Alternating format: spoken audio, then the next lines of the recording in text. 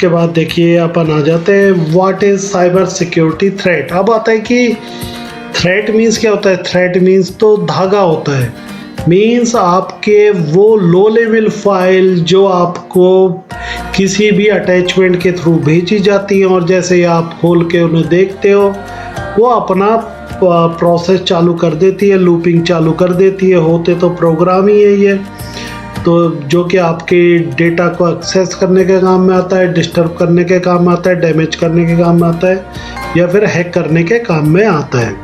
इसके अंदर देखिए स्पाई जो हैक्टिविस्ट होते हैं, टेररिस्ट ग्रुप होते हैं, hostile nation states, criminal organisation, ये जो लॉन हैकर्स या फिर कुछ हैकर्स रैंसमवेयर के लिए भी करते हैं, तो ये आपके सिक्योरिटी थ्रेट्स को काम में लेते हैं। लेकिन जो भी होता है ये थ्रेट कोई ऐसा नहीं समझे कि कोई बहुत बड़ी चीज होती है, स्मॉल स्केल प्रोग्राम होते हैं ये आपके। कई बार तो देखिए वन लाइन प्रोग्राम भी होते हैं, कई बार आपके इनफाइनाइट लूपिंग प्रोग्राम होते हैं और कई बार देखिए ये कई फाइल्स को कैप्चर करके, नेटवर्क को कैप्चर करके उसके क्लोनिंग का काम करते हैं। अब देखिए अगर अपन बात कर लें कि इसके अंदर मैंने दे भी रखा है कि कितना डेटा और कितनी बड़ी प्रॉब्लम जानना जरूरी है आपके लिए साइबर सिक्योरिटी थ्रेट के बारे में। तो फर्स्ट देखिए मेलवेयर, ये वैसे मैं सारी चीज़ें बता चुका हूँ, आपको ज़्यादा नहीं बताऊंगा।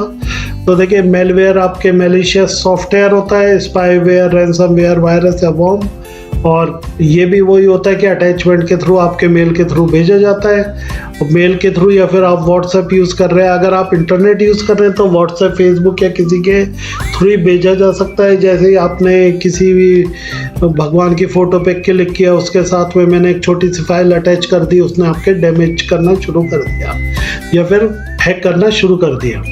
तो देखिए इसको लिए सॉफ्टवेयर भी आते हैं, हार्डवेयर भी आते हैं। नेक्स्ट अब देखिए इमोटेट की अगर अपन बात करते हैं तो देखिए साइबर सिक्योरिटी में ये आपके मेनली तो बैंकिंग सेक्टर में काम आता है, जहाँ पर फाइनेंशियल काम होता है वहाँ पर आपके इमोटेट यूटिलाइज किया जाता है। और ये देखिए ये भी डिस्ट्रक्टिव मेलवेयर का जैसे ही आपके वर्क करता है और cyber security and infrastructure security agency में इसको काफ़ी ज़्यादा क्रूशियल माना जाता है। नेक्स्ट आपके डॉस और डीडॉस, इसके बारे में मैं आपको हैंडशेक प्रोसेस के थ्रू ये काम करते हैं और मैं आपको इसके बारे में अदर मेरे वीडियो में बता चुका हूँ। नेक्स्ट ये जो आपके मैन इन द मिडिल की अगर अपन बात कर रहे हैं, ये वैसे देखिए पहले मैं सारा की सारा आपको एक्सप्लेन कर चुका हूँ।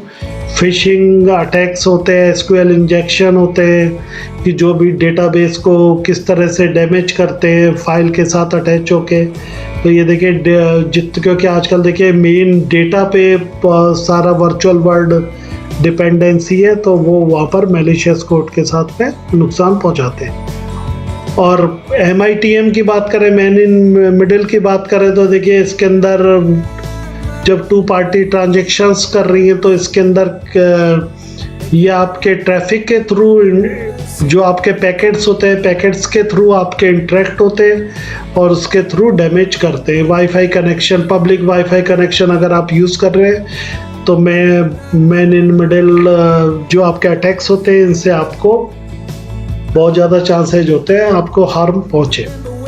और ऐसे ही अगर इसकी फ़िशिंग की बात करें तो फ़िशिंग भी देखिए एक टेक्नोलॉजी है जिन्हें मैं अदर मेरे वीडियोस में बता चुका हूँ।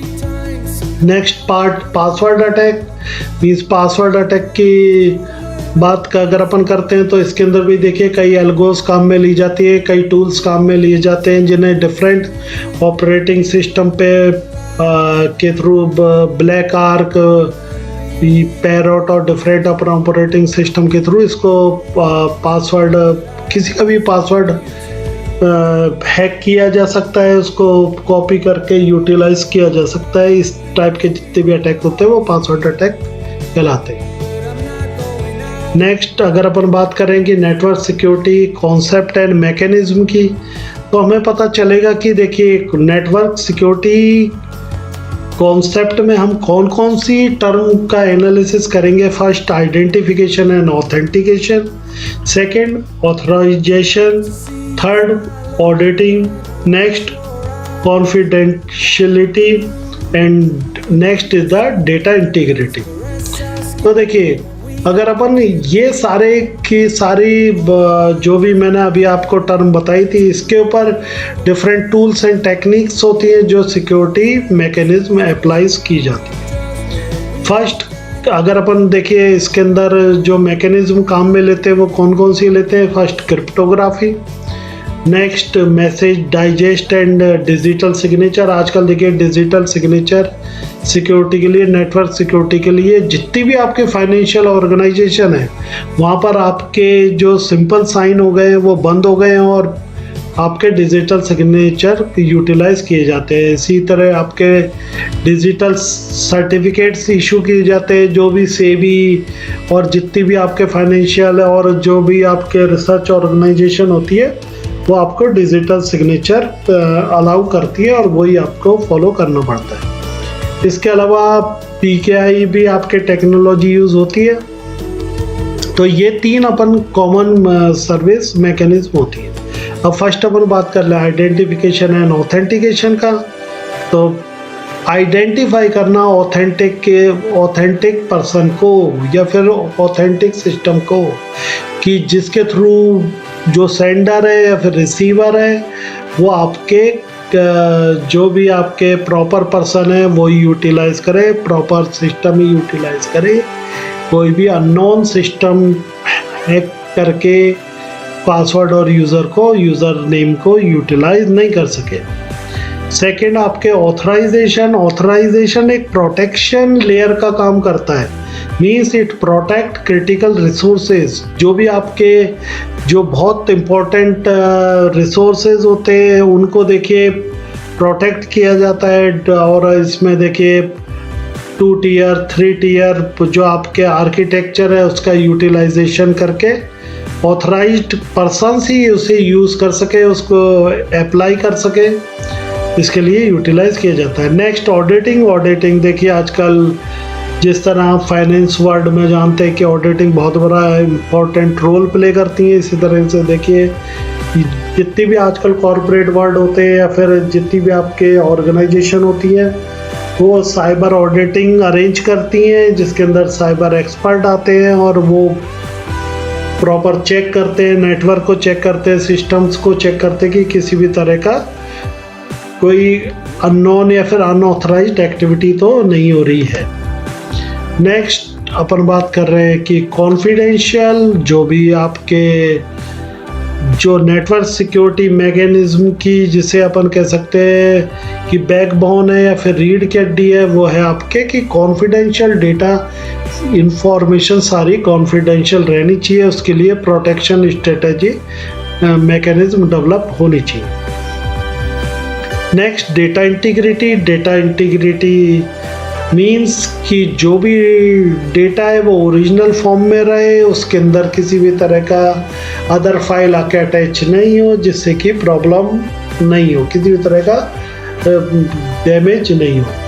नेक्स्ट, क्रिप्टोग्राफी कॉन्सेप्ट का मतलब होता है कि इसके अंदर ये भी जानकारी रखी जाती है कि जो भी यूज़र यूज़ ले रहा है उसकी जियोग्राफिक लोकेशन क्या है। अगर मैं बैंक का मैनेजर हूँ या फिर TCS में वर्क कर रहा हूँ और मैंने अपने रिकॉर्ड में दी है कि मैं अहमदाबाद में के थ्रू वर्क करूँगा 5 दिन और मेरी जियोग्राफिक लोकेशन या क्रिप्टोग्राफी लोकेशन अगर किसी और सिटी आ रही है तो उसे भी वो डिनोट करके रखते हैं। नेक्स्ट, प्रोटोकॉल्स यूटिलाइज किए जाते हैं। देखिए ये आपके जो प्रोटोकॉल्स होते हैं cryptographic protocols, transport layer security protocol और सिक्योर सॉकेट लेयर प्रोटोकॉल, जिनके बारे में अपन बाद में बात करेंगे। अब देखिए ये हिंदी में मैंने बता दिया था।